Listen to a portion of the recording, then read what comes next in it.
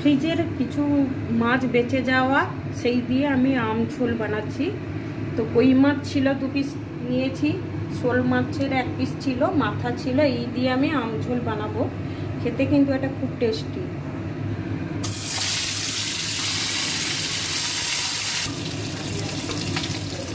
মাছ ভাজা হয়ে গেছে, এবার আমি তুলে নিচ্ছি। 5 ফোড়ন দিলাম, টমেটো, পেঁয়াজ বাটা দিচ্ছি, আদা বাটা, লঙ্কার গুঁড়ো দিচ্ছি, আমি সেদ্ধ আলু দিচ্ছি। আমি আগে থেকে সেদ্ধ করে নিয়েছিলাম আলু। এবার দিয়ে দিচ্ছি আম। এটা ঝোল, এটা আম দিয়েই বানাচ্ছি, যেহেতু কালো মাছ আছে, খেতে খুব ভালো লাগবে। সব মাছেরই হবে।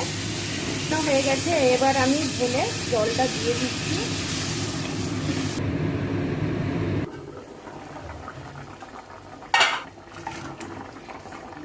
জিরেটা দিয়ে দিচ্ছি।